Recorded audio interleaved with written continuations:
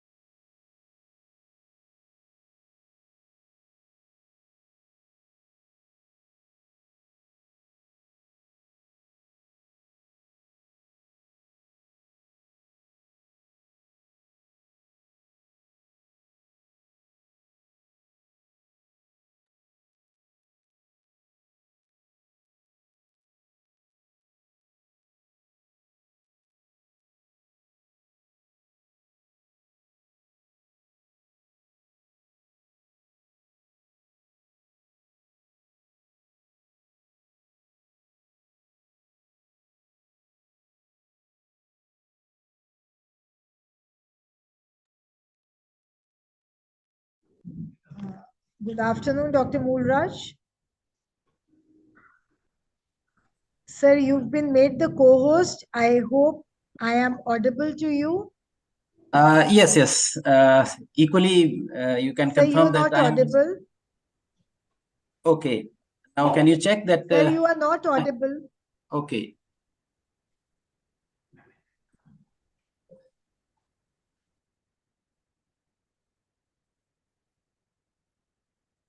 Can you confirm now that I am audible? Yes, sir, you are audible now. Okay. Thank you for confirming.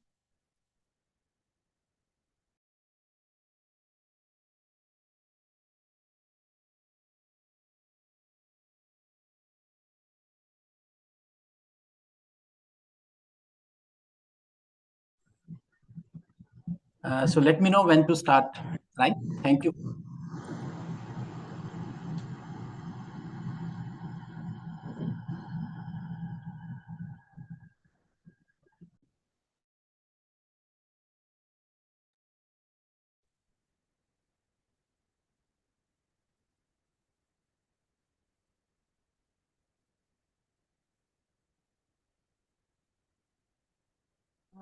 Yes, sir. Ma'am, are we ready? Dr. Jaspreet, are we ready? Yes, ma'am. We are there. So, on behalf of G.H.G. KCE and all the collaborating institutes, we extend a warm welcome to all the participants and a special welcome to Dr. Moolraj, Professor, Department of Technology, Meyer Institute.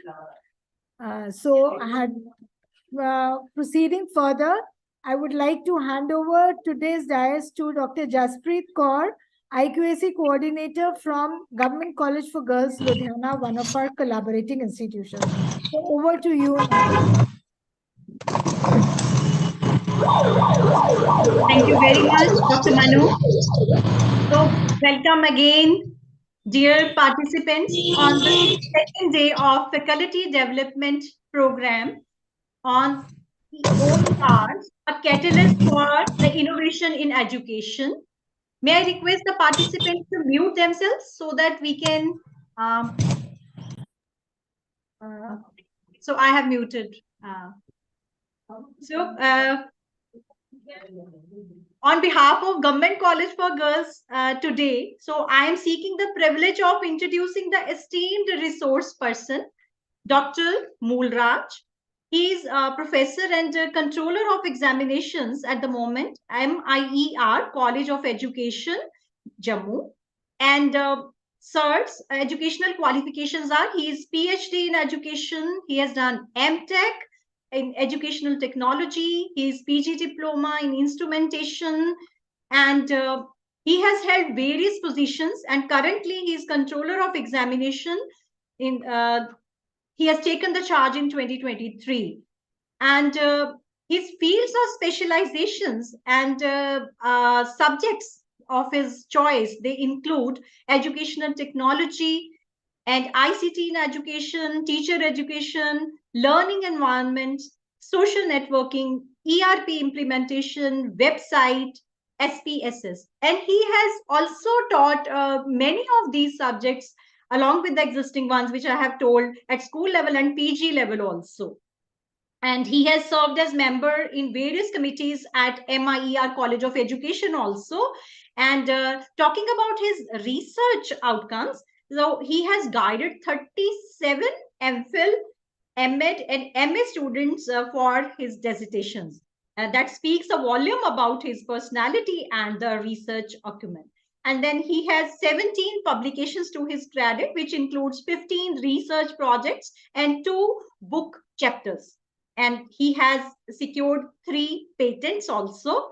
And he has 1 book on research methodology as a co-author, which is a subject which everyone wants to know and wants to learn. And then he has participated in 35 conferences, seminar, and workshops. And he has also bagged 3 sponsored research projects. And he's also he has attained membership of certain agencies like MGESTP and AIAER and CTE. And his tremendous work has been honored, and he has received certain awards. For example, he has bagged National Educator Award 2022 by I2OR and Teaching Excellence Award in 2020 by GISR Foundation. And he has also bagged Research Award by MIER in 2016, 2018, and 2019. Wow, sir. Very, very inspiring portfolio you have. So, sir is going to talk on the topic types of open educational resources amongst us. So, we are eagerly waiting to hear from you, sir. So, I request you to kindly share your screen. Over to you, sir. Thank you, Dr. Jaspreet. And I'm thankful to the college as well as the, you can say, the colleges which are supporting this FDP, and all the principals, all the faculty members who are, you can say, being or taking advantage of these FDPs. As far as I think the audience are concerned, may I know the amount of audience and from which disciplines they are, or from you can say what background they are basically, or these are from all the colleges which are there in the brochure? Yes, sir. All the colleges in the brochure, as well as some audience from outside this, because this is also in collaboration with CTF. So we have CTF members also. Okay. Thank you for the information. And mostly are from the colleges of education, or other disciplines also? Other disciplines also, sir. Okay. Thank you for the information. So let me share my screen.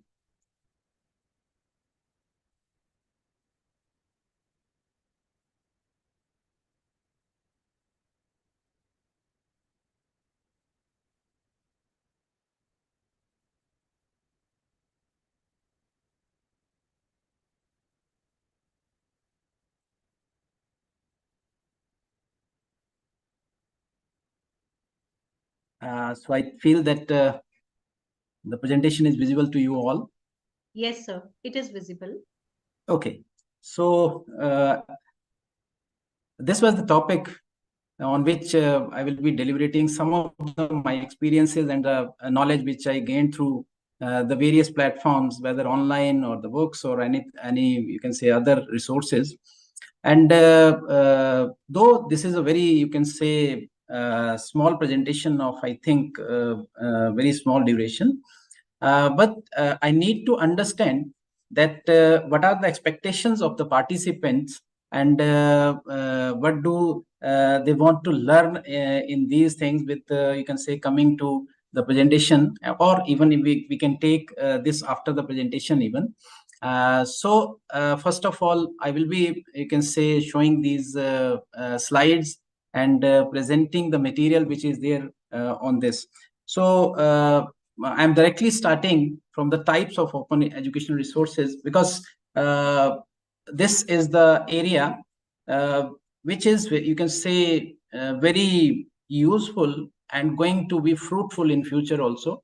And since we are in this online learning, digital learning, in the past, you can say, few years. So I have as a person from educational technology gained some insights from the various websites or the resources that these are going to be very useful, because the amount of the efforts which has been made by, you can say, various authors of these kind of resources can be utilized by people who can devote their, you can say, this amount of work in developing, or in, you can say, making it more useful.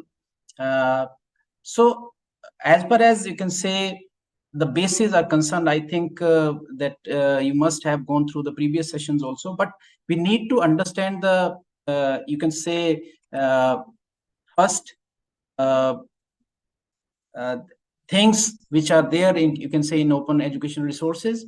So this presentation is you can say, comprising of some of the basics which are there for in the open educational resources, or the which are the types of open educational resources.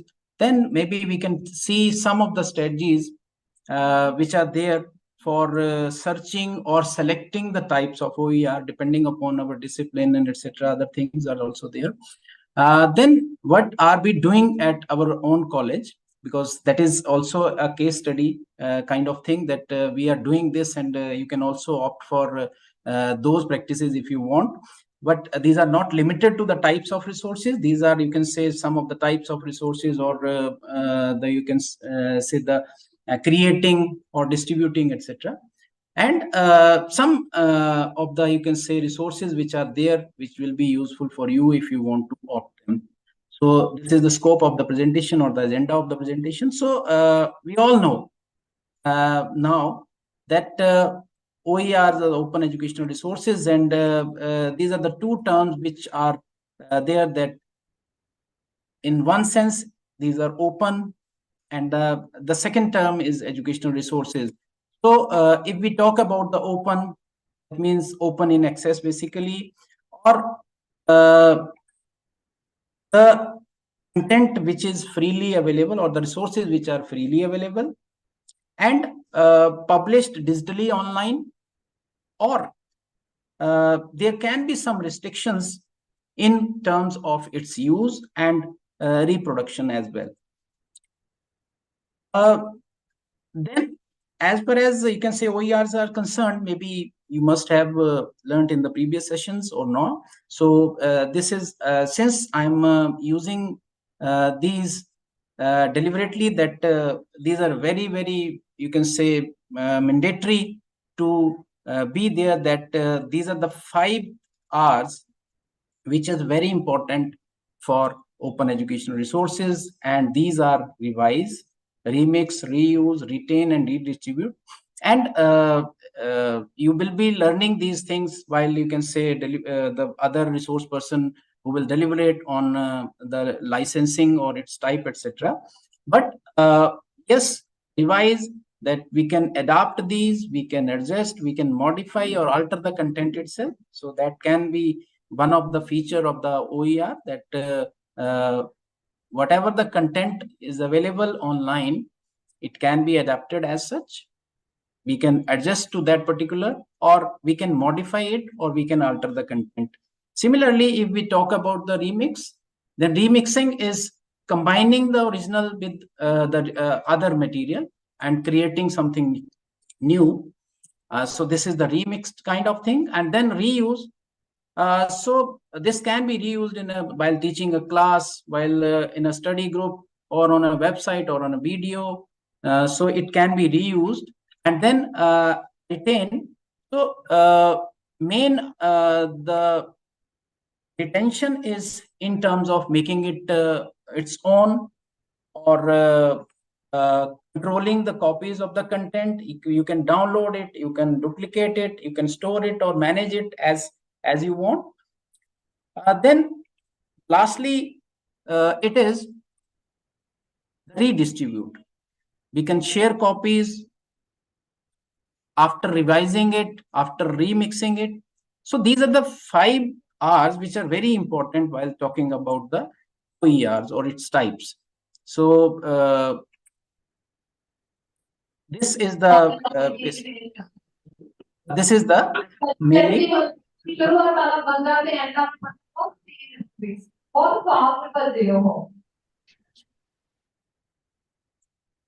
So the second term which is there in this OERs is educational resources. So we all are, you can say, in the field of education, and we know that these are the resources which are, you can say, supporting or enhancing the teaching learning processes. And this can be in form of print or non-print material, or even they can have online or open access resources. So educational resources are those which with the help of which we are teaching learning. As far as the definition is concerned, or the you can say term or the concept is concerned, so we are now well versed with this, that this can be either teaching, learning, or research material which is either available in the public domain or licensed free and or perpetual permissions have there. So these again are the 5 R's activities which are you can say there for OERs. Now coming next to the types of OERs. So depending upon the classifications, there are many classifications. We will be taking 4 or 5 slides on this type of OERs. So the first type is that OERs and its formats. So depending upon the format of open educational resources, they can be classified into these 7 classifications. That is, the first one is text or the documents. That can be a Word file, a PDF file, or other text formats are also there. Even website content is a text content. Then the second one is video. So this can be a video also. There are images which can be used. Audio content can be used. Then the animations. This is also a type on the basis of format. Quizzes and games, and multimedia, including interactive one. So these are the 7 categories or the types which are there on the basis of format of the open educational resources. The second category is depending upon the resource. So this is another category, that it can be open education resource courses. So open courses, we name it. Open courses can also be there. This is the type which includes all the content. Then the learning resources which are useful for only learning. Digitized library collections, because I have seen that number of you can say libraries are now opting for open educational resources, and they are preparing and making their collections online, and hence developing digitized library collections. So every college or every university is trying to do this. Then OER encyclopedias, then open textbooks again, and images, and OER online archives. So these are, you can say, the resource types. So these were the 2 first classifications on the basis of format and resource type. Then the second categorization is on the basis of functionality, the level of functionality they are offering. So there are 3 categories on the basis of these. The first one are the directories. These are the basically directories which are providing the list of OERs or the links to the resources. So this is the first category, that there are directories, various directories available online, and they represent a list of, you can say, links for the use of OERs. Then second is platform. So platform, again, a specific digital tool. So designed to do something with OER. So that can be, you can say, creating or modifying or distributing. So that those tasks can be done on these platforms. Then third category is repositories. So these are also known as open educational resources repositories or open access repositories. So they are very useful databases and collections. As you can see that you must have gone through just like Shodh Ganga or Shodh Gangotri, etc. for the research, and other for, you can say, is that the NDL, etc. is also there. So these are the repositories. So on the basis of functionalities, there are three categories of the types of OERs. Again, one more, you can say, resource tells that these are the also types of OERs, because these are also resources. For example, syllabi are also there, syllabus of various courses or the programs or is available online. Lesson plans, creating lesson plans at all levels. Learning modules, if they are open and available online. Lab experiments, it can be that also. Simulations, course videos, discussion prompts, even assignments are also available online, or templates are also available. Assessments, just as is a category, quizzes or Kahoot, etc. Library guides, library is a big resource, and they are, you can say, using these. So there can be library guides, catalogs, etc. Course design templates.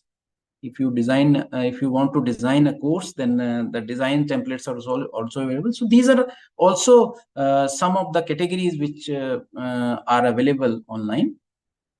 However, the categorization which is presented in this slide includes every of these kind of or the classifications. So this can be a better classification of types of OERs. First one is open courseware. That allows you to see which courses are available online and they are open and free to do. Learning modules. So this categorize module-wise learning, and these are available online. Open textbooks. Open textbooks are available in format of PDF or e-books, etc. So these are available online. Streaming videos. We usually call it video tutorials or the videos recorded by the faculty or the other, you can say, video kind of content. Then open access journals, which are there for the researchers. Online tutorials. And lastly, the digital learning objects. So I think I need not to define all these, but we know that these are available, and these are the basically types of OER. In all these, the formats or the resource type or whatever the you can say types of OERs has been discussed in the previous slides, they are included in these, and we can see that the category which is categories which are shown here are, you can say, the types of OERs which are there. As far as, you can say, the content was concerned, so this is the all, you can say, textual content which is there for your reference. And coming to the visual representation of all these resources, depending upon the types, I have tried to take some of the screenshots of these websites or the resources or the platforms or the repositories, and that we will be taking in the coming slides. The first of these is the BC Open collection, which represents all the material which is available online and has open access. You can see in this screenshot that the type of open education resource has been given under classification of subjects, basically. For example, academic or career success, art and design, then engineering, then health education, then humanities, then social sciences or language learning. So these are the basically types of resources depending upon the subject or the area of the discipline. So this is a very good resource for all the educator to who can use this for browsing the content. It contains all kind of contents, whether lesson plans, text, videos, or even courses are also there, or the links for the courses are also there. Animations are also there, assignments. So this is the first resource, that is BC Open Collection. Dr.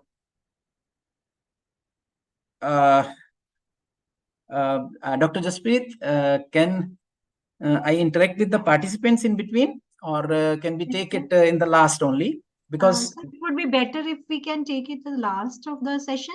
But okay. else, if you find that it will be more helpful, then we can go either the way. Right. For example, just as a curiosity, I want to ask that whether this resource has been used by anyone or any of the participant. So can I do this kind of, you can say, interaction in between? Okay. Yes, you can. Okay. They can put in the chat box also. Okay. Okay. So I'm asking that has anybody used this resource till now?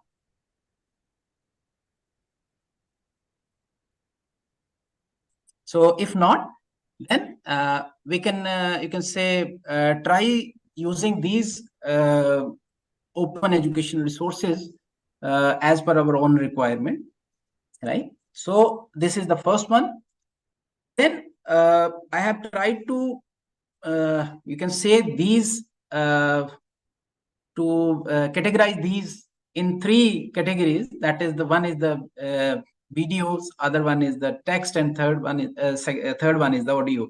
So for example, if you want to use YouTube, yes, YouTube provides you every video, but if you are writing or filtering it through Creative Commons license, then they can fall in the category of open licensing, or which are free to use.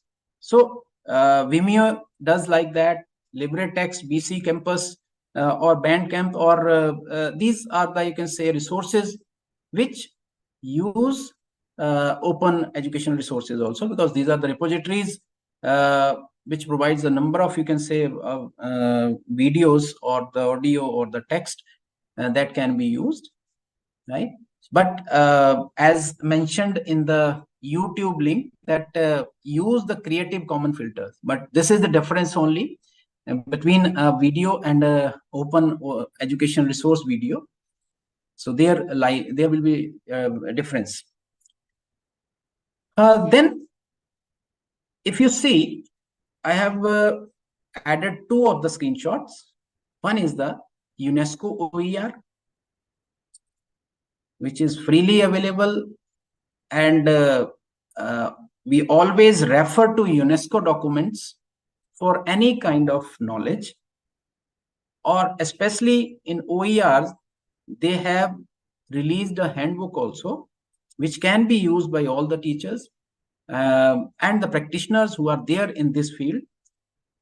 The second is OER Commons. So you must be, you can say, looking at the second screenshot, that is OER Commons, that it allows you to explore, create, and collaborate as well. So three of the tasks can be done for OER. So it is not that the type of OER, but even you can explore, create. So this is additional thing we can learn it from here. And I have added a drop down also in this, if you are able to see it, that we can categorize it level wise. So whether it is a primary, secondary, or higher education or adult education. So this is another, you can say, a website or resource which can be used by you people. These are the two resources which are very useful for all the teachers from all the disciplines. Oasis and oasis.call.org. These are the two websites. One is the Oasis, which talks about the various types, that textbooks or course material. Similarly, the COLE website, Commonwealth of Learning Canada, this is Oasis, and this is a very good resource for reference material on e-learning. So they have specialized in it, and they have released a number of PDFs, number of videos, number of courses for the use of teachers. And we can always browse these kind of websites, which are very useful for various types of resources. And Oasis also provides different types of resources. You must have heard about these, whether it is Merlot or MIT OpenCourseWare. So these are the, you can say, two major resources which provides the facilities of smart search or exploring the things or the resources from their library only, whether it is from Merlot or MIT. The next is, though we can only, you can say, use these resources, but I have taken some from the Indian side also, that because if you see that freely available resources are eGyan Kosh or even EPG Pathshala or ePathshala. Those are all resources which can be used by teachers for their reference, though there are, you can say, different licenses for this, but yet we can use these for our own, because these are freely available on website without the login, or because these are open repositories. So these are available for the use of the teachers. So eGyan Kosh is from IGNOU, and other EPG Pathshala, ePathshala, or even NDLI is also there. So they provide the different kind of resource material. As I talked, that Shodh Ganga is also a repository which is freely available online for our referencing. Though further again, I am saying that the licensing depends upon the material which is being provided by these resources. And nowadays they have developed Shodh Gangotri, as you can say, a repository of dissertation and synopsis, which can be very useful for the teachers who are in the research field also. So they can see that what kind of proposal are being submitted, and if they want to refer the studies, then Shodh Ganga is also there. Even OER is also there, open access repositories, and DOAJ is also there, directory of open access journals. So these are the repositories which are available for research purposes. This is the, you can say, these are the two websites, right? Openverse and Getty Image, which are being represented through the screenshot. And even the 4 textual, you can say, information is also there in the 4 points. That is Creative Commons Search, Pexels, Pixabay, Noun Project. So these are the websites or the repositories or the resources which are meant for searching the images. And you can see that various filters are there. You can filter, even edit an image, or even these websites also provide the videos also or audio also. But as far as the images are concerned, you can also contribute, you can download, you can repurpose. So depending upon the types of the license, you can access these kind of images also, and you can utilize for your teaching, learning, and research purposes even.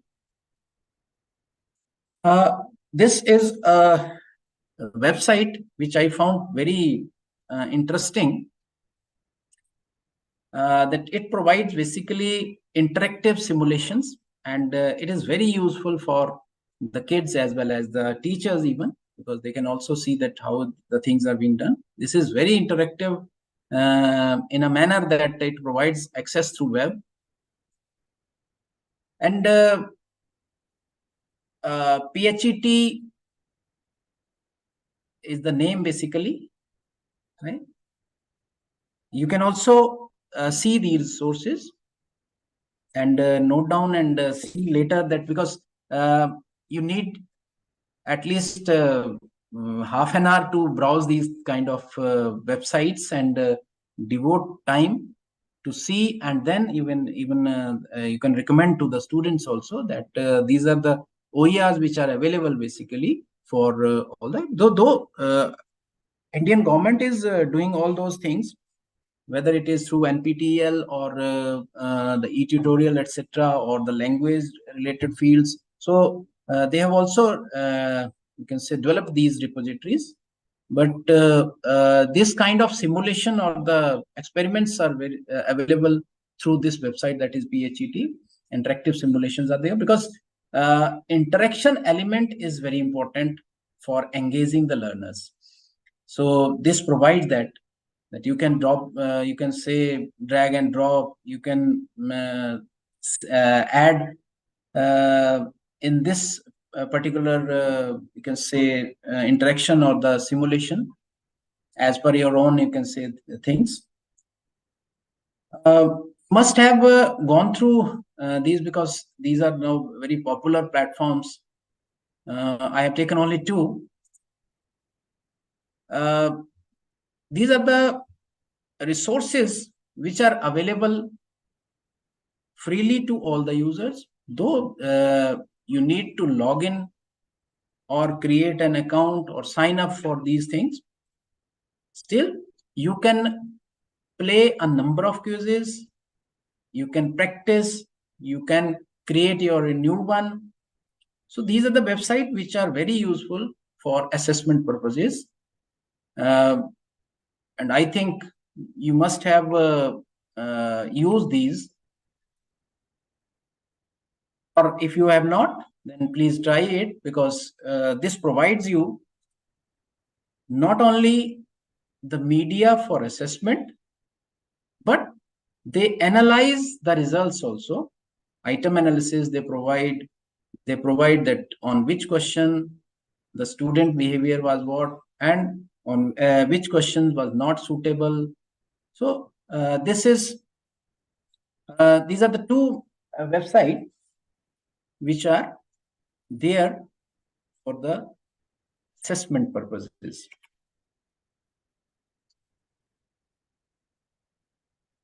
Similarly, if you talked about research and the other fields, then there are tools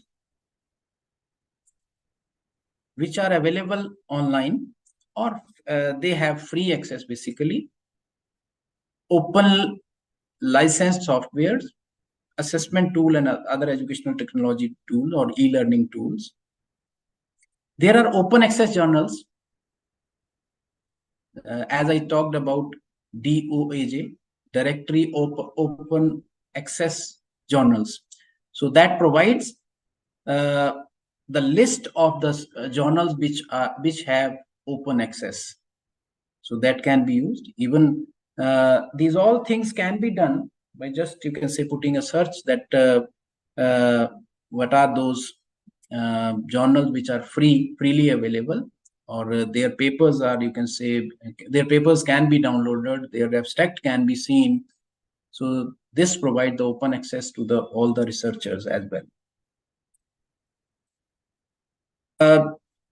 As far as the learning resources are concerned, so learning resources have been categorized just like you can say in the drop down. You can see in the list that textbooks, course sites are also there, syllabi, course material, or even lectures or curriculum. So this is the category as far as the subject areas are also concerned. So this can be categorized subject wise, right? So this is the way of presenting the various kind of open educational resources. As far as the textbooks are concerned, so this is a very good resource, that is press books. Even you can publish it publish through it. You can just see the books which are available. So many things can be done other than, you can say, just downloading or referring the books. The second drop down is of a second screenshot is of OpenStax. That is also a website which caters to the textbooks, right? So these are the two, Pressbook and the OpenStax. As far as the learning is concerned, this is one source only, because I have taken some of the examples, not many, because I have been, you can say, tried to add list, but rather adding list, the exemplars are very, you can say, good for that, because you can see that this is the open learn environment. You can do any course. Many courses are available openly, and you can say free courses are there. Even you can see that search over 1,000 free courses, interactive videos and more, right? So all the kind of material is available on this also. This is another, you can say, archive which can be seen and browsed for your own, you can say, material. That is base is the name of this resource. It is also academic search engine. Then this is a very useful resource or the application for the use of, we can say, creating content. So Lumi app can be downloaded on your computers or laptops and can be used to make interactive presentation, interactive videos. This is very useful. Some of the teachers use H5P also, but Lumi app is in your can be installed in your laptops or the desktops, and you can add elements to this. So this is again a useful resource which creates one type of OER, that is interactive videos basically. Okay. So coming to the next part of the presentation, we talked about various types of, you can say, OERs. What to do with those types? So these are the 4 steps which are very important, which can be seen that first we need to search. But what to search? Whether we need to search a textbook, a video, a lesson plan, an audio, or a rubric, or anything else. So we should be very clear that what are we going to search. Then the second step will be to identify. Identify what? and how that what are the objectives of my study or my topic, or what are the learning outcomes which I have set for this lecture or this teaching. After deciding on that, the third step is to compile. Compile means that we need to see the whole picture, that what will be the relevance if I select a textbook. Will it be suitable? What if I select video? Will it be suitable for the my target group? And lastly, mapping with the current theme also, because if we are utilizing a book, then we need to see that whether it is mapping with that particular current knowledge or not. And lastly, evaluate that whatever OER, which type of OER we have selected, whether it is current, whether it is accurate, whether it is as per the syllabus, or the most important factor is the use, ease of use. Because whatever OER we are going to create or see, ultimately that will be meant for our target group. So as per as the target group, we need to decide that which type of resource will be useful for the learner. So that is important fact. Now, as you can see, I'm coming to the last part of my presentation, that what are the practices we are following so at Meyer College. So we are developing an open access repositories.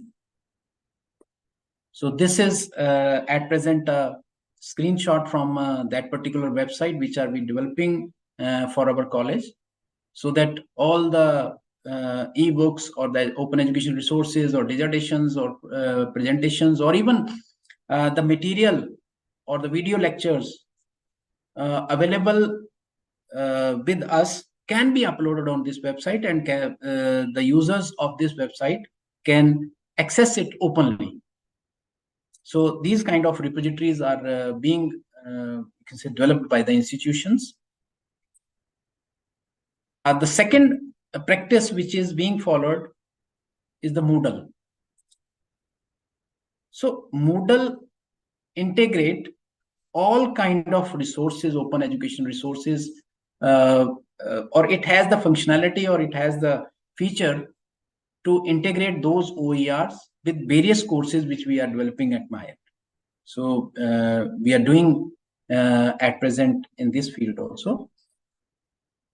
Then other software or the, you can say, resources which are available online freely, we are using those also. We are using at present 2 of the, you can say, recording tools for developing content. So in this, we can make video tutorials, basically video lectures as well. So Slideator, this is freely available, or one can pay also. So both options are available. ScreenPal is purely free, and it is a very good tool to capture, create, and share. So it was previously known as Screencast-O-Matic, but its new name is now ScreenPal. So this is a very good feature. I think teachers should use this, or maybe they will be using in the coming, you can say, sessions, because I know that sessions have been aligned on these things also. And the next one is the resource which is very useful for you people or all the teachers, that is Rubistar or Rubrics. Also the various rubric websites are available.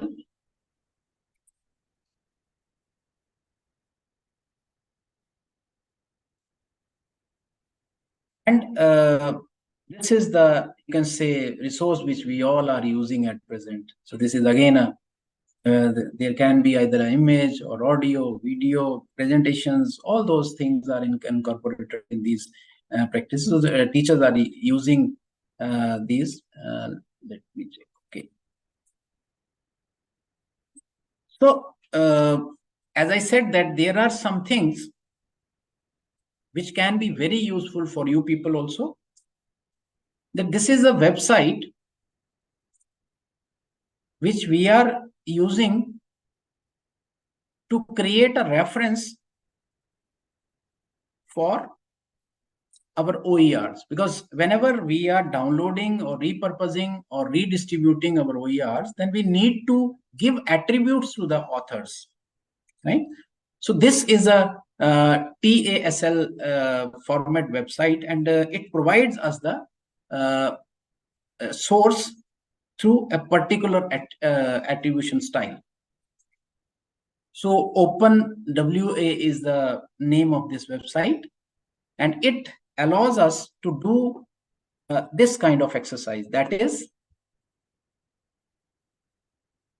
what is the format, what is the title, who is the author or creator, what is the source, which type of license is being used in this, and attribution. So attribution is that is TASL. T stands for the topic, A stands for the author, S stands for the source, and a link. So after completing this format, we always try to develop this kind of information. For example, I have taken one of the, you can say, screenshot from one of the TSL format document. That which was the format or the type? Text. I used text for teaching foundations of educational leadership, right? And who were the authors, the source or the URL, and then which type of license, and then the last column contains the type of, you can say, attribution, which is very useful, because we need to attribute at least the whose content we are using and for what purpose we are using. So this is a very good resource which can be utilized by you people. Lastly, I will be taking one slide. This was a study done by my student, I think in 21, that what kind of, you can say, uses or the level of uses is being done by the scholars at PG level. It was done in the PG, you can say, in the my college only, and in Jammu only, right? So you can just see the first column only, right? For example, at present, NROER is not functioning, but still at that moment it was functioning. So for 50% have never used it. Now see that what is the amount? EPG Pathshala, yes, somehow they are using it, EPG Pathshala, because it is at the 11th. Then Shakshat, eGyan Kosh, Swayam, NPTEL, KOER or Coursera, then Khan Academy, then Code Academy, then Merlot, then Open Math, TED, edX, MIT, Open Learning, OER Commons, Directory of. So the amount, the percentage the students were using at that moment for their dissertation work or their research is about, you can say, maximum is 50%. So this is the, you can say, eye-opening situation for us, that though we are in this, but what we do and why is this data not showing the exact picture? Because we always search in Google, and Google doesn't provide the attribution or other things, right? So we need to 1 minute, please.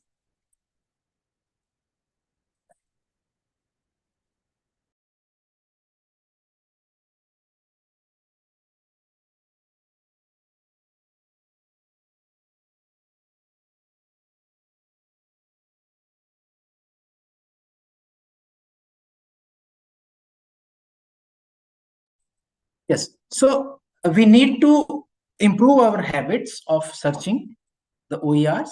So now only we have passed an awareness level, I think, with this presentation. So now we will need to improve upon these areas. So I hope that I have done justice with this topic, and you will be, you can say, following all those things which I have deliberated upon. So thank you again. And with this, I can end my presentation. Thank you. What an eye-opening session, sir, I must say. Because I say it's an eye-opening session because I was seeing that slide, last but one slide just before this, thanks, that I also fall in the same category. And I think majority of us fall in the same category. We know so many things, but still we don't use. But the good thing about your presentation was that you had mentioned certain sites which I think I have never heard of before. I can't say, but I hope that majority of us, we are also sailing in the same boat. So thank you so much, sir. The way you have introduced the topic, and then it was good that you mentioned the OERs and how 5 R's they are related to the basics once we start knowing the OERs. And you have mentioned certain sites and the way we can classify them. And then especially, sir, I was trying to jot down everything so that I might, not miss on any of the important points. And sir, one thing which I really liked about your presentation, that you said how to do it, in practice, how to follow all these protocols. And the way you have said that you have to search first. We don't know, we just start Googling, as you have already said, and then we don't know. We put something, one line, or some, low profile keywords. And I think we need a separate session for that also, to know and then identify, compile, and evaluate. And sir, I was really mesmerized to see way your MIR is working, and you have been using certain very good tools, Moodles, as we know, it's a very good software, and then recording tools also. I didn't know about, sir, this slide rater and screen file, because we have never used, because we have always relied on our older versions, like whatever we have been creating so far, and then Ruby Star. Maybe we are not from an education college, so everything is new to us, and rather all of us, I think we are overwhelmed to hear. And so great, sir, thank you so much. I think this has been an enlightening session for all of us, and we have learned a lot. And I'm sure, like, sir, I was saying, I don't know if people, they have any queries, so they can put in the chat box. Sir, there are a few sites you were saying that you had mentioned, but I was thinking that their links, we could not know, because Teaching Commons and press books, so we need to just search on the net and we will get. Okay, because otherwise Yes. you had shared the screenshots, open Yes. tab. Yes. Okay, so we need Otherwise, to just we can you can say always list it down, and then we can send a PDF to all the participants later. yes. So I can share that material, no issues. Yeah, please. All the links. So that would be great, because then once everything is there, so it will be easier to click and open that. Right. I'll do that. Okay. That would be wonderful, sir. And thank you so much. Is there now the house is open for any questions or queries?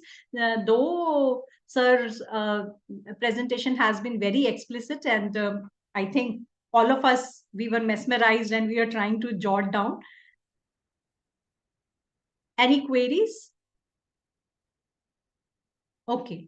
So in that case, sir, if I come across any query, so I'll pass it over to you, and we will get it answered for the participant. Thank you so much again, sir. Right. So can I leave now? Sir, you can attend the second speaker lecture. Okay. Thank you. Yeah. So, dear friends, let's start with the next presentation. Manu ma'am, shall I go ahead and introduce the resource person? Yes, ma'am. Oh, please. Yes. okay. Thank you. So, the second speaker of the day is Professor Abha Sharma. Professor Abha Sharma is principal B.Ed at SERT GNCT New Delhi, India. Prior to this, she was professor and assistant dean at School of Education and head planning and monitoring at G.T. Goenka University, Gurgaon, India. Professor Abha Sharma, she's an expert in the area of teacher education, stress management, interesting ma'am, test and measurement, educational technology, and science education. Very diverse area, ma'am, she has been, has expertise in. Abha, ma'am, she is gold medalist in both B.Ed and M.Ed and a recipient of National Merit Scholarship for doing M.Ed. She has more than 22 years of experience in academic and academic leadership roles in various universities and institutes in India. Abha holds a PhD in education, that is educational psychology and educational technology. She is MSc Organic Chemistry and MBA HR. I do not know whether I am studying the profile of a same person. So ma'am will clarify. She has qualified National Eligibility Test, that is NET, in education and was awarded JRF from UGC India. She has more than 50 papers, articles, book chapters published in national and international journals of repute. Abha, she has participated and presented in more than 50 national and international workshops also. And she has been, presenting her papers, and she has also acted as keynote speaker, resource person, and has chaired national and international conferences, seminar, workshops, and FDPs also.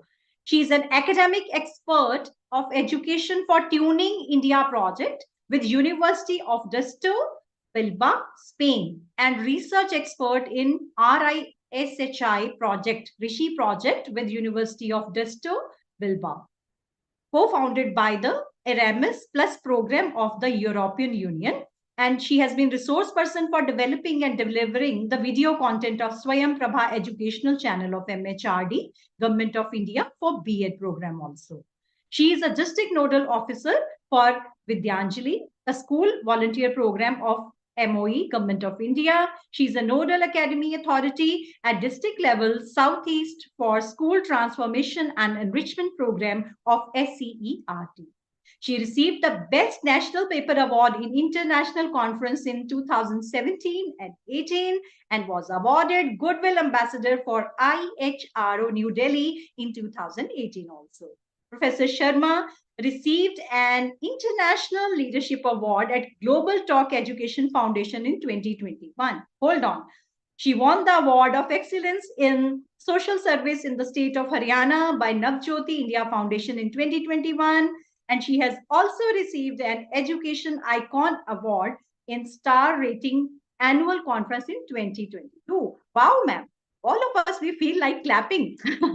So, ma'am is going to share her views on open education resources in higher education, trends and scenario with us.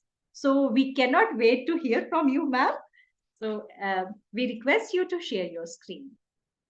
Yeah, thank you so much for the opportunity, G.H.G. Khalsa College of Education. And I'm overwhelmed with the extensive whatever introduction you have given, although it's just a part of life. And I hope the screen is visible. Yeah? Yes, ma'am. Okay. Yes, ma'am. It would be So, great if you can start the presentation, ma'am. Just put it on presentation mode, please. yeah, it is on the presentation mode. No, ma'am, it's It not. is visible, ma'am. Just you need to make it full screen. Make it full screen. It's not. No, I had made it full screen.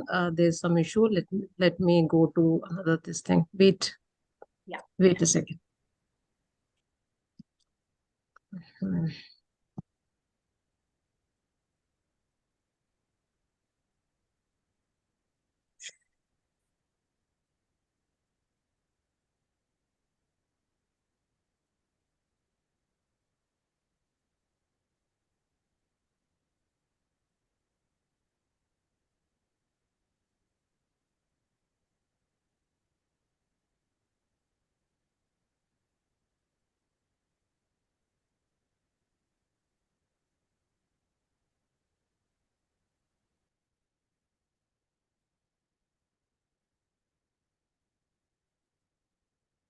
I'm actually searching the I'm actually searching my web here. Wait, एक second. मिल गया.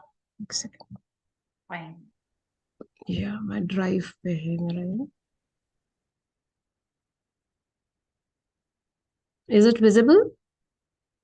No, ma'am, it's not visible. Oh, wait.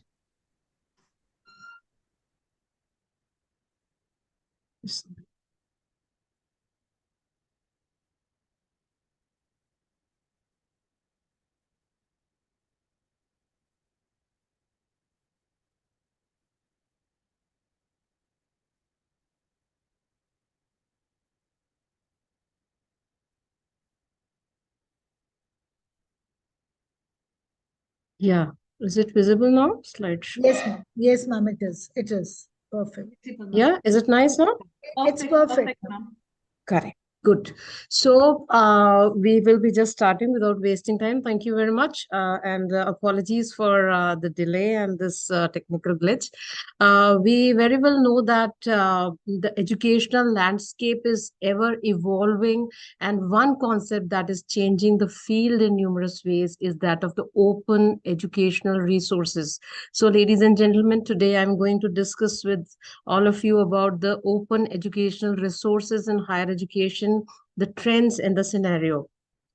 So, undoubtedly, in the education sector, especially when it comes to the e-learning in higher education, the OERs have a pivotal role to play. And moreover, they are gaining increasing importance in the context of the open education movement, along with the open educational practices. And these OERs are powerful means of driving teachers' collaboration and professional development, and they can enhance the knowledge of technology in the higher education landscape.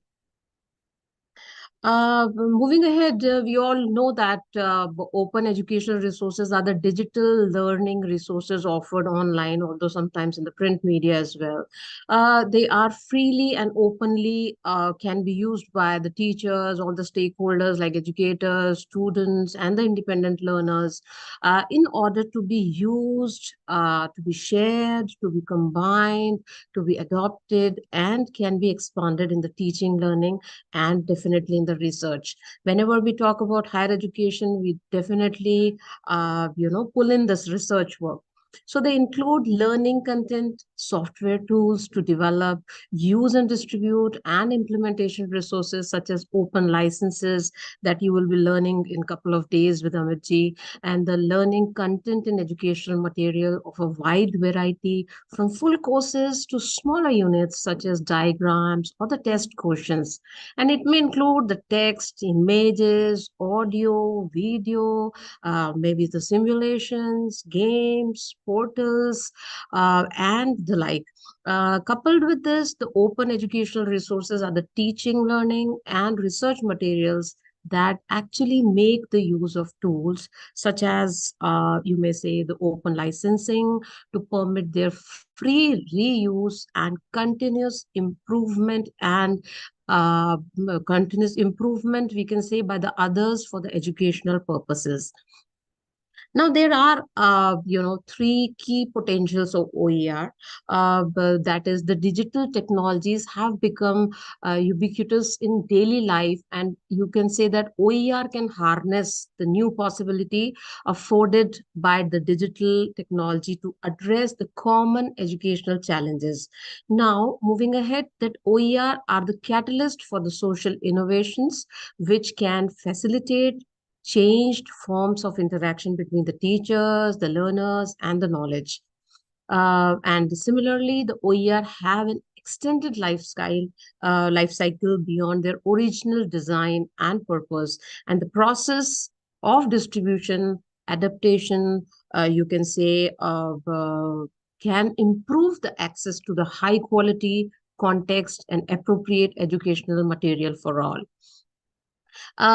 We just moving ahead to the characteristics of OER. First one is open and the cost free. This will be again and again repeated as and when we'll be talking about the advantages, characteristics, and things like that. So it is open and cost free because this is accessible to everyone, anytime, anywhere, and this is open to all. This is open also denotes that these materials should be freely available to everyone for their usage as per their needs, and for that they don't have to pay royalties or license fees or anything else. Now, these are free of cost to the users, as I already discussed, and if at all there is a cost associated with it, then the cost will be taken care of by the universities or the institutions that maintain the websites, and however, it will be a minimal one. Next is the relevance, that is relevant and it is genuine and connected in depth to the topics concerned. We can also say that it provides the insightful and meaningful learning to the users. It also provides learners with the apt information on the topics which are concerned, just as they would have got it from referring books or other offline resources. Now, next is simple and easy to use. The simple content and language and easily comprehensible for all types of learners. And it is developed in a user-friendly formats which can be easily accessed, downloaded, and printed, of course. Now, moving ahead to understand what is the importance of these open educational resources in higher education. So, if we see the broadened participation of OER in the educational programs by removing the geographical barriers and making educational materials more accessible to people, OERs can include an extensive range of online materials. I must say it includes the classroom activities, includes quizzes, open textbooks, multimedia applications, course modules, etc., etc. Along with this, the open education offers multiple ways of teaching, customizing, learning, and sharing knowledge. And it makes it possible to reduce the cost of education, as we already discussed, and make the higher education more affordable to the masses. And that's why we have come up with massive open online courses, because it caters to the masses. And these resources actually allows the learners to access open textbooks and other learning materials from anywhere. Now, there is a belief in the higher education sector that, information should be available freely for students to use the knowledge sharing, and it should be a collaborative process, and educators and the learners should be engaged to actively embrace the open education movement and focus on creating OERs to integrate the digital resources into education. So people are actually running behind that. And these educational resources must be published in reversible, easy to use formats to support the seamless knowledge sharing. And that's what is the crux of everything. That's what is the crux of OER. That is the knowledge sharing. And that's what is very much important. So one of the major goals of open education is to inspire everyone, the universities, the colleges, the school boards, the government, to prioritize these OERs. And it also, also eliminating the barriers to education, such as the geographical limits, the high cost of tuition fees and study materials, and the legal mechanisms that actually challenge the collaboration among the instructors, and that is actually important. And to promote, along with this, yeah, someone was there. Yeah, so to promote the better education for all, building a foundation that actually supports the free sharing of new information which is necessary. Now, the openness in higher education actually plays an important role in driving educational innovation and transforming the higher education institutions. And it is the fundamental value and the critical attribute of higher education institutions nowadays, that it offers the opportunities for sharing ideas, collaborating between institutions, educators, and learners, not only locally, but internationally as well.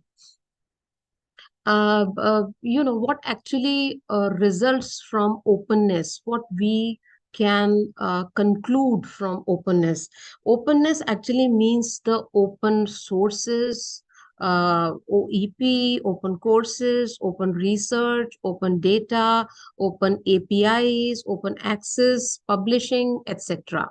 And openness in OER is actually, we can say it can be named as 4 freedoms that include to copy, to modify, to distribute, and to redistribute the modified versions.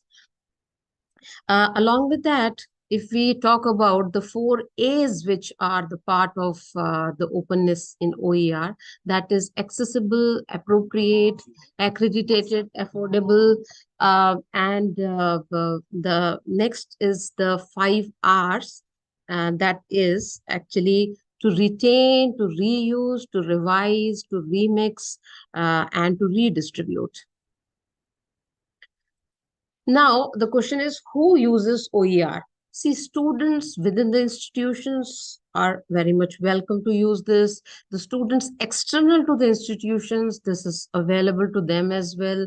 Self-learners who are not the part of any of the institutions, they can also use this. Definitely the teachers, the professors, the academicians, etc. can always use this. Then how OER contribute to 6 key educational challenges that actually concern the education system. The challenges that concern the teaching and the learning, and the cost containment, the distribution of these high quality educational resources, and reducing the barriers to the learning opportunities, which actually together can improve the quality and accessibility to teaching and learning provisions. So we'll discuss about the fostering the use of new forms of learning for the 21st century, which is the talk of the era, 21st century skills and the learning of 21st century.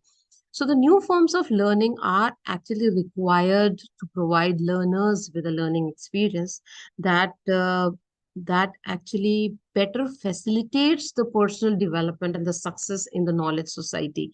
And these generally include the use of approaches to learning, which we can say that which involves the learners as a community and the development of their own learning material and the support of other learners as well. Now, the possibility to easily adopt and share the OER supports this objective. Moving ahead with fostering teachers' professional development and engagement, which is again, very much important part. So teacher development and engagement, we can say, has been shown to be key to effective learning, and the adaptability to OER allows the teachers to revise and tailor their educational resources to provide better fit to the educational environment generally in which they are teaching. So it is also expected that this opportunity can lead to a higher level of collaboration between teachers. Again, this collaboration is the life skill which we look forward to. Moving ahead, though, that is containing the public and the private cost of education. Definitely, we need to address the cost effectiveness. So, higher levels of participation in education systems across the world but generally lead to the challenge for the cost sharing between the, you can say, the public budgets and the private households to cover the cost of high quality learning materials. And these OER offer the possibility of reducing these costs actually through developing, sharing, and updating the resources more cost effectively. The next is continually improving the quality of educational research. The dynamics of a knowledge society leads to three challenges for the educational resources, and they must reflect new developments in the subject area they cover, and they must reflect the new learning theories in order to better support high quality learning. And they must be also they must be fit for the purpose, for the expected learning outcomes, and the heterogeneous group of learners who are using them. Definitely, in a small class also, we have got a normal probability curve of different types of students. In the same way, if this is in the air, we can expect the heterogeneous group of learners who are using them. So the adaptability of OER offers actually the possibility for keeping the educational resources at pace with this dynamics. And then is the widening the distribution of high quality educational resources. So we are aware that these high quality resources for education are being produced and used in some sorry, for some educational institutions, for some of the group of learners, and in some countries as well. So the ability to share the OER offers actually the possibility of breaking down the boundaries of high quality provisions by ensuring a more, you can say, even distribution of high quality educational resources. So this can build the bridges between the countries, of course, and between the informal learning and the formal education, and facilitate the lifelong learning. Then is the reducing barriers to learning opportunities. Definitely, many of the learners are excluded from high quality learning opportunities because of the, because of the requirement of the place, because of the requirement of the time, because of the requirement of the pace, the speed of learning. So the OER actually offered as digital resources enable the extension of educational resources beyond a set of place and time of provision, and that actually allows the provision at an appropriate pace for the learners. Now, whenever we talk about the higher education, we need to always analyze the, whatever the things and the challenges they go through. So how we can, let's discuss about the open educational resources SWOT analysis. So if we talk about the strength of SWOT of OER, we can see the primary goal of primary education resources that is to generate, to share, and curate the information. OER also allows anybody wherever in the world to get access to the information that we have discussed, and it provides the time utility by allowing the access to resources at any time. So you're free to use anything anytime by anyone, and there is no charge for the books. It's all free, and they can access things while traveling without having to lug along with heavy books or a bag or So that's, I think, the advantage, and we can move ahead with that.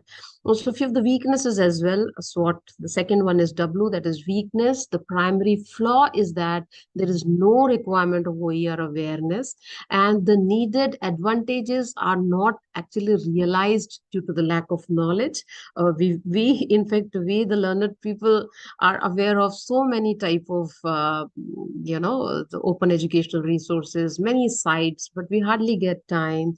We hardly have a knowledge about, how to use it and all. So the third flaw is the difficulties instructors encounter while producing online resources.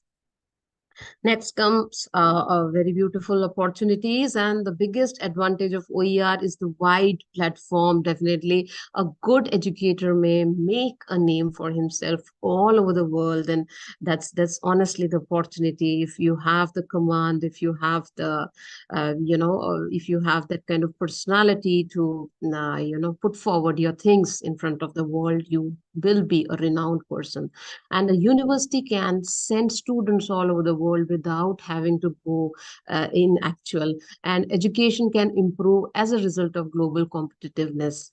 Now, few of the threats as well are there, and the term free poses the greatest danger. Definitely, we take it as granted, whenever it is free. Whenever someone says it is free with this, we take it as granted. Zarur kuch isme hoga gadbad, that's why he is giving it in free. So, because OER is available at any time, it is both strength and a danger, of course. And students get irritable and do not finish their assignments on time, posing a threat, and it necessitates learners commitment and consistency. Definitely, moving ahead with few more strengths, because I want this to be full of the positive, on a positive note. So definitely there are huge lot of strengths which we need to come across. So MOOCs particularly, they deliver the high quality in context from some of the world's best universities for free to anyone with a computer and an internet connection. MOOCs can be useful for opening access to high quality content, particularly you can say in developing countries, but to do so successfully, that will require a good deal of adaptation and substantial investment in local support and partnership. MOOCs are valuable for developing basic conceptual learning and for creating large online communities of interest and practice.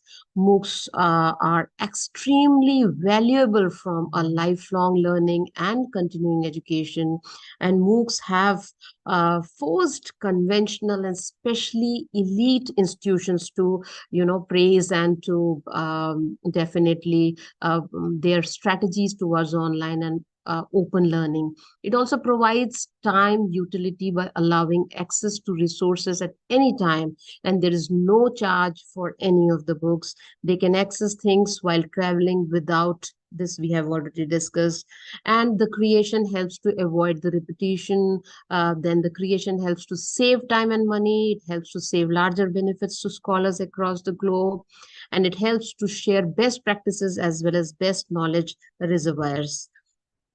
We can also say that we stay current while using the MOOCs, because the nature of open educational resources makes it possible to include more recent information, the recent topics and examples, keeping the class relevant to the students' interest. And that's what is the silver line across that, how much you update and you make it make the open educational resources reusable. Then it is a great supplemental material. With OER, instructors are able to include the information that may not be in the textbooks, as well as offer more interactive materials in their courses. And definitely, this is going to help the teachers reach a wider array of students and personalize their education, which can lead to great student success, which is the goal of actually education. Then is flexibility. So OER are customizable. They can be changed through users editing, feedback and adaptation. Because of this, resources can be improved and definitely adapted versions can be regularly made available. Then it is cost saving. This we have discussed many times. Next is few of the weakness that quality control we need to take here.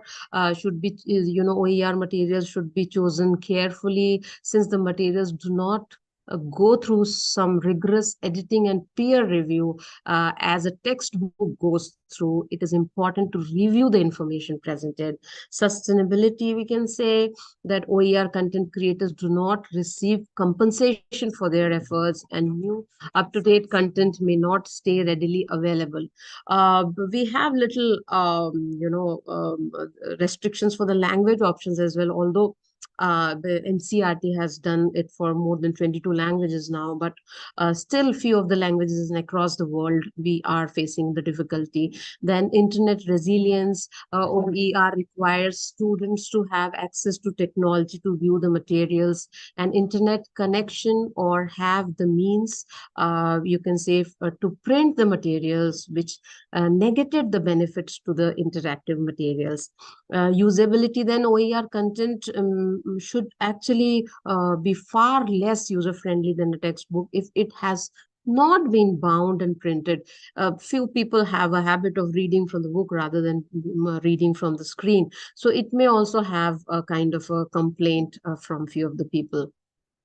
Then is a few of the opportunities that open educational resources have become one of the thrust area actually for the research, for the academicians and prime concerns of the nations because of its potential. And there are several reasons behind to go for our open educational resources, and some of them have been discussed by the researchers, which are you need to offer the open and the flexible learning opportunities for each and everyone. It facilitates the informal and lifelong learning by offering a wider range of learning opportunities available in open and flexible nature without any restriction, and provide a high quality learning material with ease to access actually for the individuals who are ensuring wider participation in teaching and learning. And then is to ensure the increased efficiency and quality of learning resources. Definitely practicing that includes developing and sharing the use of OER, that increases the efficiency and the quality in existing, and in developing the new content, learning materials, or the learning courses, or in the programs, etc. So we move ahead to the innovation or the innovative potential which it has. So since the concept of OER can be adopted, or it can be remixed, or it can be redesigned, transformed, or changed according to the requirements, it allows the participants to involve actually in the education and learning actively. That again is the motto of education, to make the learner an active learner, and it makes the learners involved in constructing what is learned instead of only absorbing what has been prepared and made available. Also the boundaries between the learners, education, and teachers have become blurred, as learners also engage in continuous improvement process of many of the learning resources. Then we can say that the OER can create this can be used for individual users. So the individual users open educational resources offers the facilities as to make them learn new things or enrich other studies with ease to access and their convenient. Then they can use the platform where the users can share and discuss topic. Then they can use users have got the advantage to access and decide whether they wish to participate in formal education or not.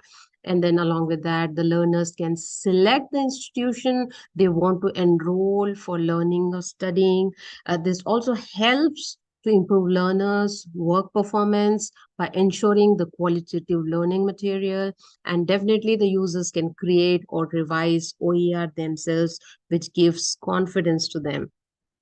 Now, for the teachers, it is actually it offers the facilities such as to create dynamic courses, such as quality content available through OER. They find out the techniques in which others have taught their subjects. They also can ensure the quality of learning, teaching, and research. They also can reflect on the use of technologies and skills in practicing the open educational resources. Along with that, they can customize and adopt the learning resources available by translating or localizing them. And of course, for the educational institutions to make visible the institutional teaching and research programs, because this will be in the air, then widen the pool of applicants in terms of enrollments, infrastructure, etc. And then it can also reduce the reduce the lifetime cost of developing these educational resources, and they can collaborate with the organizations, maybe the public organization or commercial organization, in the new ways. They can extend their outreach activities, and last but not the least, for the national agencies, they can showcase their country's educational system across the globe, that actually will count in the name of the country. They can also attract the learners from other countries for the higher education to get enrolled in their open educational resources. Then they can help in teaching and learning practices for improvement and to achieve targets. And then they can help to develop or translate the quality educational resources in minority languages, again, which is there in NEP. Then develop educational resources reflecting the culture and priorities of the concerned state, and they can cooperate and coordinate at international level on common learning resources. Moving ahead, that there are some barriers to which we have already discussed, that lack of institutional support is there, lack of quality is there, lack of skills and times of users, personal issues, lack of technological tools, and moving ahead to an interesting thing, which is research problems or the gaps in open educational resources. This is actually my favorite area. So open educational resources is one of the major topic, you can say, in the broader context of the open education. And notably, there is a strong debate on the conceptual actually level, and also the follow-up concepts, say for example, that is OER, that is enabled pedagogy, open enabled pedagogy, that is less which is known, and less is known about solid empirical studies as well that back these discussions. Along with that, the researches can be conducted for the OER in the areas like the concept, the relevant, the managerial, the pedagogical system, contextualization, ethical, policy and strategy, etc. Now let's discuss about let's discuss about this the trends and the scenario with the help of the global report of 2017. So based on the 6 regional consultations and the survey conducted to identify the level of OER adoption and implementation since the enactment of the 2012 Paris OER Declaration. So the 6 regions I'm discussing here, according to the order of the regional consultations, were held globally from December 2016 to May 2017. And Asia, Europe, the Middle East, North Africa, Africa, Latin America, and the Caribbean and the Pacific. So moving to Asia first, the total of the 20 countries actually from Asia participated in the governments and the stakeholders survey and consultations. The consultations was actually organized by government of Slovenia and UNESCO in collaboration with the William and Flora Hewitt Foundation. And it was held in December 2016 at Kuala Lumpur, Malaysia, hosted by the President of Asia E-University. Some of the important OER practices developed in Asian regions are, we'll first discuss about our country, India, our nation. 2,000 courses from 600 universities are available as OER, which is now increased like anything. This is a 2017 data. And the National Program on Technology Enhanced Learning in Mumbai release materials under a CC license is one of the largest educational repository in the world in engineering, basic sciences and humanities and social sciences, with over 20,000 videos and 300 million visits, massive open online courses that are being developed with public funds, and they are available on open online resources. Next is Bangladesh.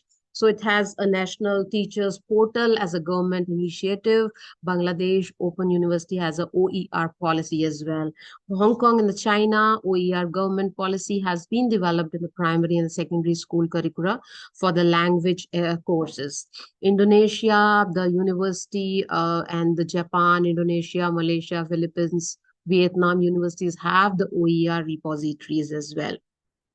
So there are a few of the challenges actually, and the gaps to mainstreaming, you can say, the open educational resources in the regions that are actually funding and support for OER initiatives from governments, which is required, of course, all the time, and improve technological infrastructure and connectivity are needed. Awareness raising and targeted capacity building to access, reuse, remix, and share OER. And there's a huge need to produce OER in a native languages, which is too important, and reduction of material cost for students.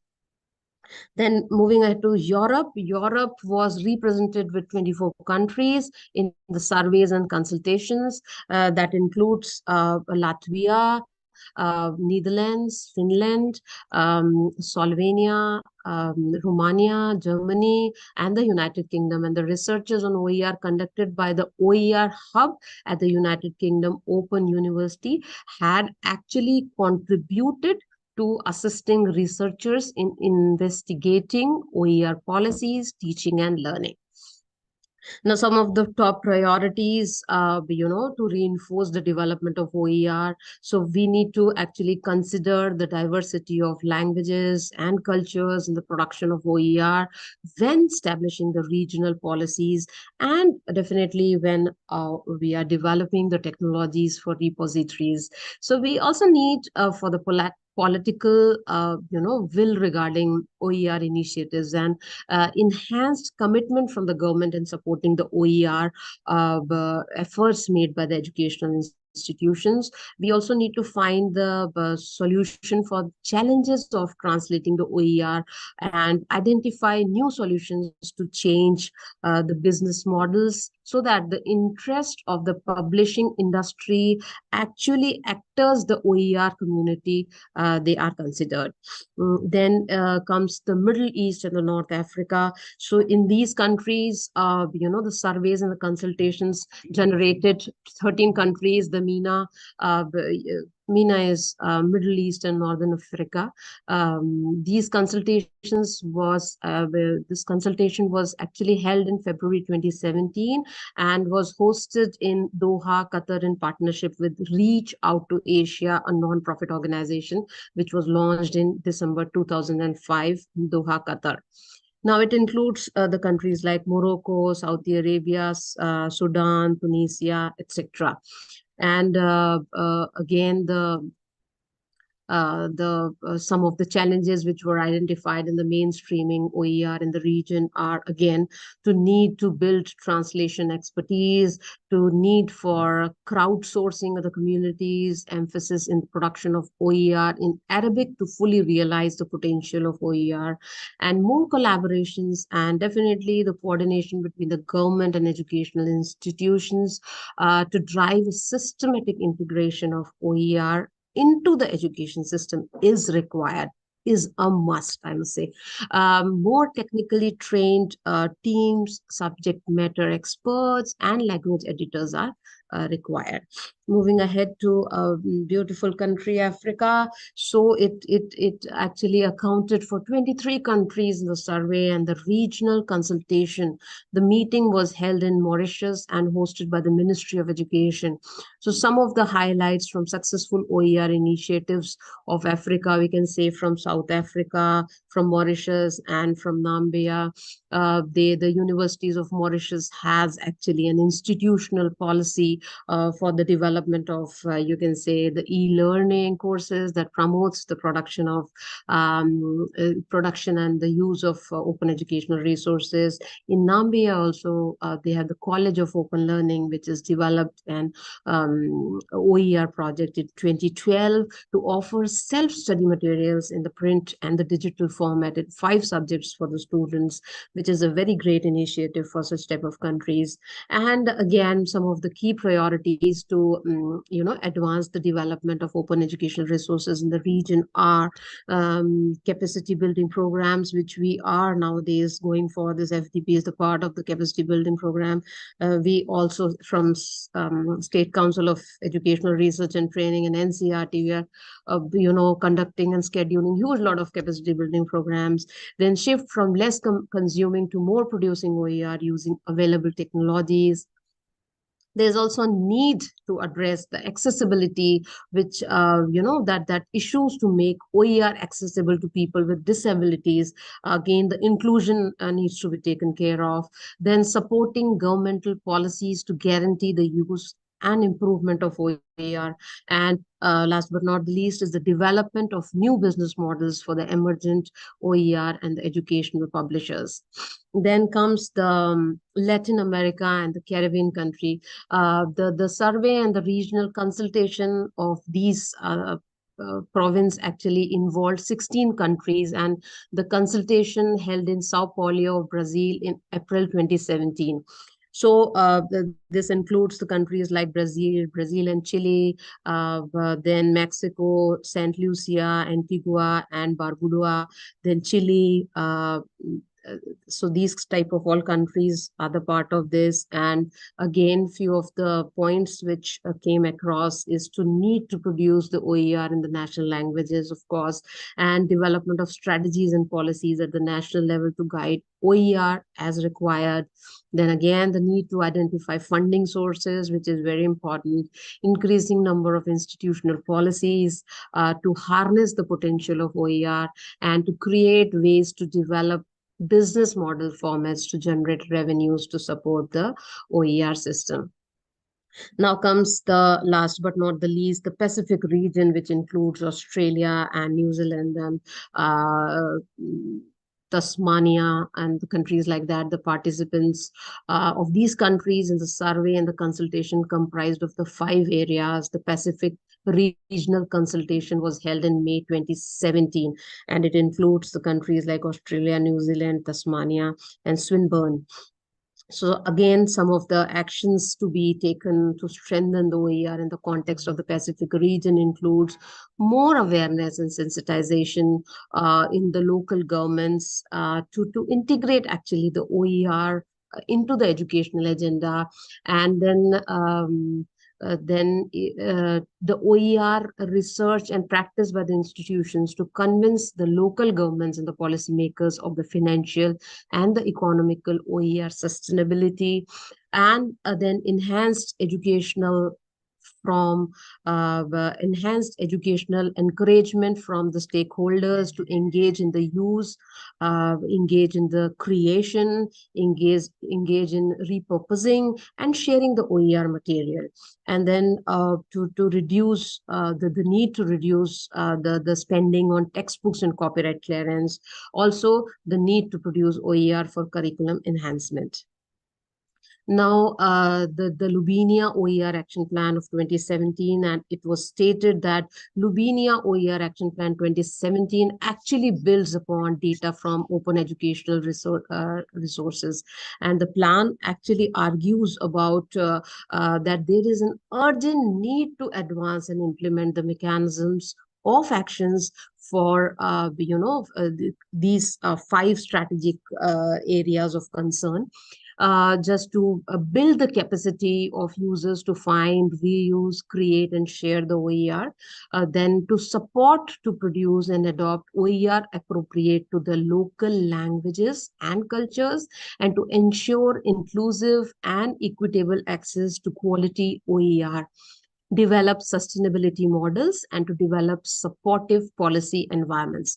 See, many of these things are overlapping, but it has come from different countries, and it actually shows the trends and the scenario which we need to look forward.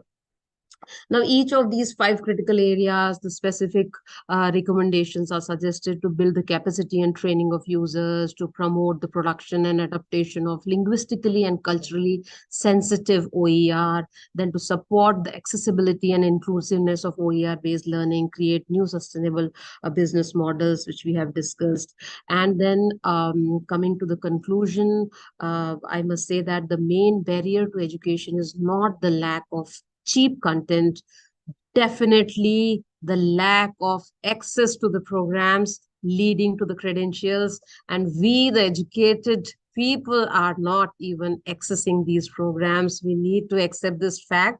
And making the content free is not a waste of time if it is properly designed for secondary use, but it still needs a lot of time and efforts to integrate it properly within a learning framework.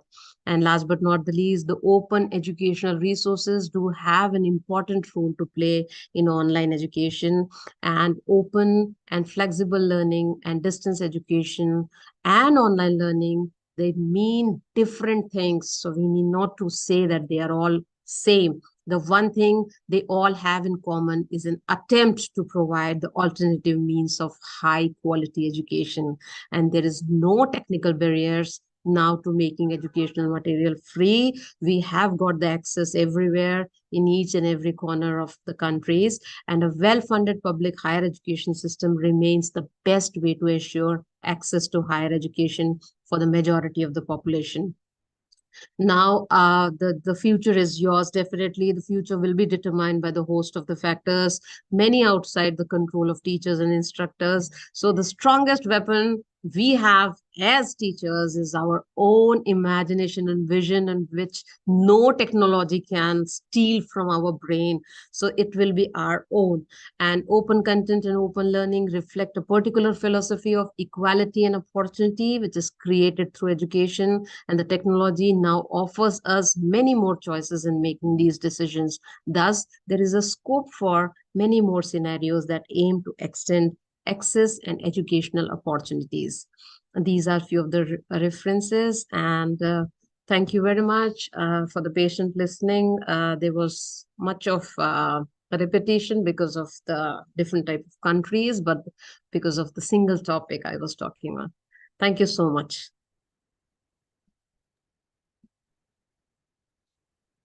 Thank you so much, ma'am.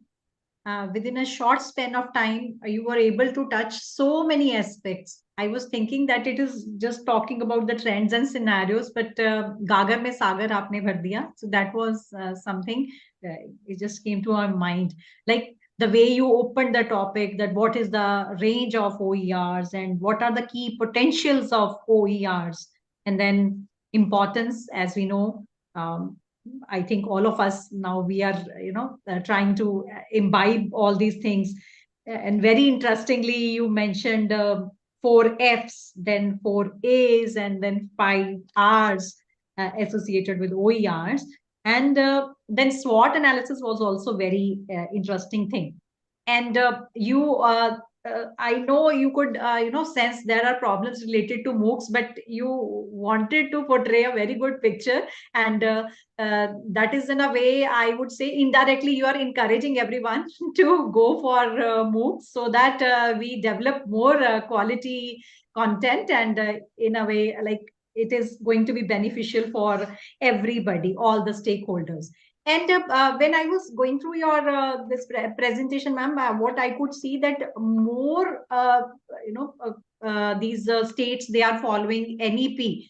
And once we start adopting NEP, everything, starts falling in place. And every aspect of OER has found some kind of relevance. And like you have discussed, what is the innovation potential, and then you have also discussed what are the barriers. And more or less what I could see, that we all know, we all understand, but I think what we need is initiative. Yes. And like I have seen, like, when we see the MOOC content or something, more or less, all of them, they are in the English language. And when we go through the feedback, they say, change the language. Like, people, they want these content in the native language, which, like we have discussed in that global report, which you have shared. So since it is a 2017 thing, so I think, like, we could have done a lot in this direction. So what I could gather from your this whole presentation is that like there is so much of things which can be done at students level, that is learners level, then at government level, at institutional level. But all of us, if we say, we are all the teachers, so one of the stakeholders, so we could do whatever we can do.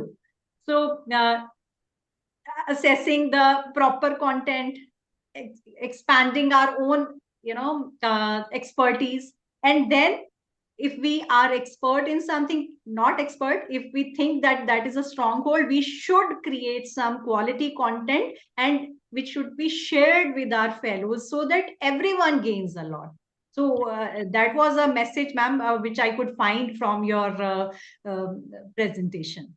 So overall, it was a very, very impressive presentation, and you have fully justified. I was reading your profile, so I was thinking whether I'm, everything has been patched up, so or mixed up kind of thing. So, ma'am, thank you so much. Thank you so much for bringing all these points and relevant points, I would say, in light. And I think all of us, we are encouraged, and you have rather fostered, you have ignited our minds to move on and adopt OER in a proper way.